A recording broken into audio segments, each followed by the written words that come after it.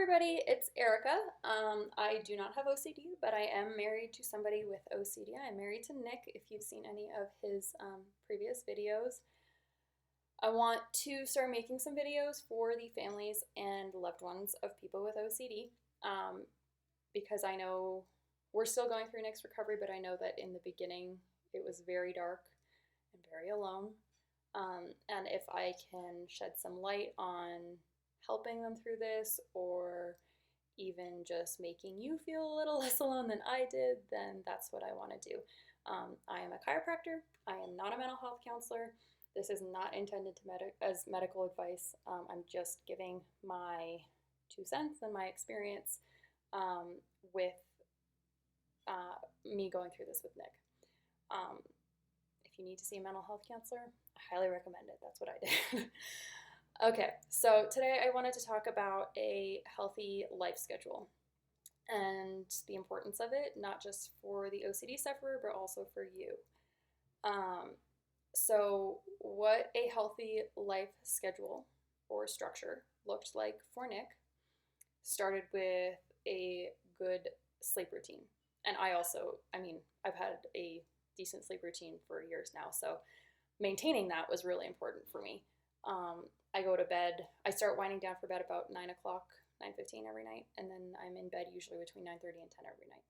And then I get up between 6 and 7 every single morning. And I've been doing that for years, even on the weekends. It just makes the rest of the week easier, to be completely honest. But with regards to Nick and his OCD, having a healthy sleep schedule is important for him because sleep had turned into an avoidance behavior for him. So he was sleeping in much later than he normally would. He was one of those people who could sleep for 6 hours or less sometimes. Not that that's healthy either, but and be completely fine. But he was sleeping for long periods when he had his kidney stone and the OCD at the same time, obviously. I would have to go to work, I would come back at lunch, and he would still be in bed, and he still wouldn't be getting out of bed, which was his avoidance behavior. So trying to make sure that he gets up in a certain time frame every morning. He's good with it now, but before I did have to kind of hold him a little bit more accountable to that. So sleep is number one. Exercise is my second one, whether it's actually going to the gym, or just walking, or hiking, running, CrossFit, whatever it is, important for you and for them. I know for Nick, when we were first starting out with this, he is a very, very fitness-minded person.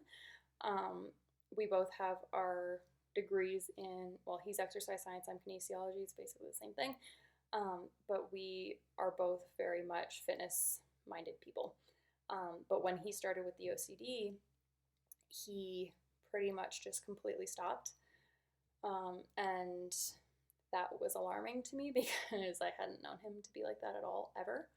And most people that he knows that he's no longer than me also say the same thing. So exercise was really important to his regular routine prior, and maintaining a regular routine to what you were doing before is supposedly really helpful for OCD, so he wasn't doing that.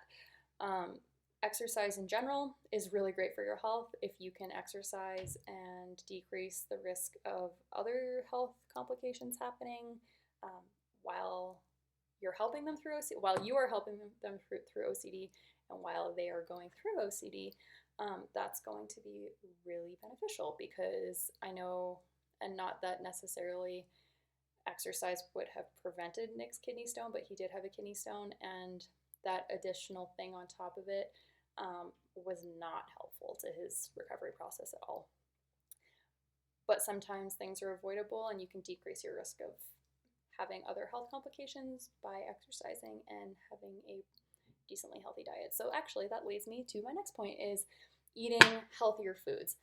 Nick and I just in general don't like the term healthy food because we don't like labeling things as such, because we think that it can affect psychological approach to eating, psychological approaches to eating.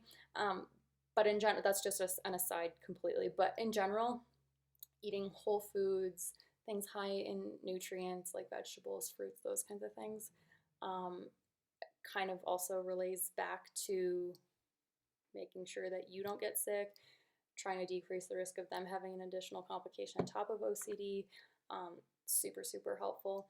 And exercise and healthier foods, just in general, in the literature, show that it's helpful for mental health in general.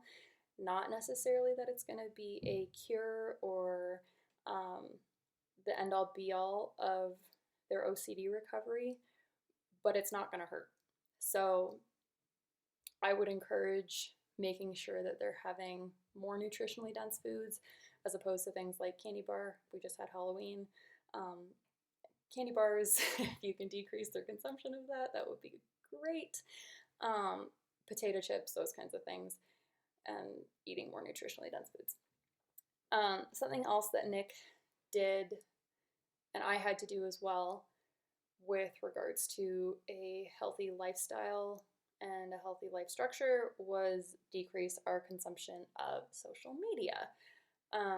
So Nick in general, and this was before the OCD as well, had, he's better at it now, a hard time with not getting frustrated about misinformation, particularly in the fitness industry, not getting frustrated with misinformation that people put out, and like reading comments and nasty comments about people fighting, people just being straight up rude to each other. We had to decrease, both of us, our consumption of that. For Nick, it was more so along the lines of because he wasn't in the place where he had practiced enough about dealing with frustration and anger and increased anxiety and all those kinds of things. He wasn't great at handling that. So trying to go through recovery and also trying to not get mad about all of the things that you see on social media, it was just a lot at the time. And you don't want to necessarily avoid these things forever. You want to, slowly add them back in so you can learn how to cope with them. Caffeine was another one like that. Caffeine isn't necessarily bad for you, but it does typically, if you're an already anxious person, it does typically increase your anxiety. So Nick did have to cut that out for a while, and he's slowly learning to reintroduce it because he, avoiding forever is not going to be the long-term solution. But anyways, same thing with social media. Avoiding forever is not necessarily the long-term solution, but we both did take some time off of that just because there was so much going on, and it was just not something that we needed at the time. So that was just kind of a negative environment for us to take ourselves out of. The other thing was making sure that he was still keeping up with household chores and responsibilities. So chores like cleaning. He is responsible for the downstairs cleaning. I am responsible for the upstairs cleaning, and that's just kind of how we've divvied it up. And making sure that he stays on top of that because you need to continue on with doing regular things. And then things like walking the dogs, because the dogs are a responsibility that we have. They will not survive without us. They need to go for walks. They need to be fed. They need, they need love. And staying in bed and not walking them means that they're going to pee all over the house, or they're just not going to get their exercise and they're going to go nuts. There's a responsibility there, and showing yourself that you have responsibilities to maintain is also important, especially for the receiving end of the dogs. They need to be kept alive. That's nice.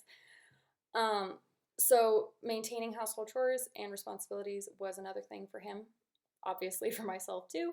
There were moments where he wasn't keeping up with those things, and I was getting really frustrated and really mad with him because I was maintaining the whole entire house, and I was walking the dogs and cleaning, and that's not fun to do either all by yourself when it's supposed to be the responsibility of two people. The topic of working and actually going to work and making money is also really important to maintain. From my understanding, it's pretty common for people with OCD to consider quitting their jobs and going back whenever they feel better or they're recovered. The problem with that, again, from my understanding, is that it's just basically showing you that there's something to be afraid of, which is not necessarily helpful. And it takes away from your regular routine as well. I can tell you for sure that the month that Nick had his kidney stone and he wasn't going to work and he didn't have that regular routine was probably the worst point of his mental health ever. So a lot of that had to do with him not having a routine and not having a purpose to get out of bed every morning. Even though the dogs were there, he knew that if he didn't get out, then I'm not going to let the dogs not go for a walk. So, but with regards to work, I can't do his work. Well, we worked in the same office, so I technically could do his work, but long term, that's not sustainable, and we couldn't afford it. So he did need to get back to work and show himself that he could get through the day, even if it was hard. And it just helps maintain that regular routine. With regards to work, however, I just talked about how not quitting was a thing to make sure that you don't do. However, for our situation, we did actually end up quitting our job because the environment was not the greatest.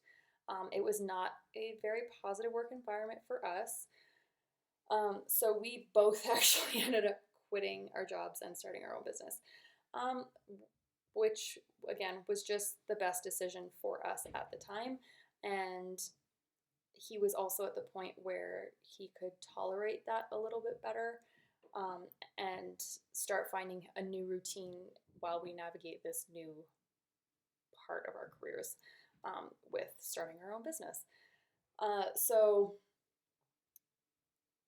I would put a little asterisk next to the quitting work.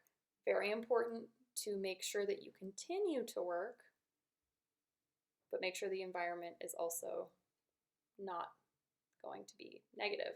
And that kind of brings me back to the social media thing. He was not in a place where, or at least early on, where he was great at dealing with the negativity at work. And it was just kind of this additional thing that he felt like he was having to work on during the day on top of his recovery. And again, you don't want it to be an avoidance, but in the beginning, sometimes you do need to cut things out because you're not quite at the point yet where you can handle it. But anyways, for us, and it was for me too, because it was a very negative environment for me too, and I don't have OCD, so I can only imagine how difficult it was for Nick to navigate that every day. But it was a good option for us, but we did continue to work afterwards. It wasn't like just stop work. It was switch environment as opposed to just stop. And then the last thing, as a healthy life structure that we also used, was not talking to people who are not necessarily helping the situation. And I would encourage you to do the same if it's a friend, a colleague, family. For Nick, it was family, unfortunately. He did have to stop talking to a couple of family members for a little while just because, and it's not to say that they're bad people by any means. It just, for the situation, it was necessary, and unfortunately, the best option for him. He has since been speaking to them, which is good. Again, you don't want to cut things out necessarily forever, just because that's an avoidance. But for that time, it was the best decision for him. So just to sum up, I'll just go through that list real quick again, what our healthy life structure looked like for us: regular sleep schedule, exercising, eating nutritionally dense foods most of the time, decreasing our social media, maintaining household chores and responsibilities, continuing to work, finding an environment that was better for us with regards to work, but still maintaining a routine from work, and, you know, decreasing our exposure to people who were not the healthiest for the situation at the time. So that was what a healthy life structure looked like to us. It could be completely different to you. I'm not going to sit here and tell you what yours needs to look like, but I would encourage you just to make sure that a regular routine is being had. What that routine looks like, not my job to tell you. So if you guys have any questions, comments, concerns, go ahead and put them in the comments below. I will try to get back to them. And I hope you guys have a good day. Thanks, guys.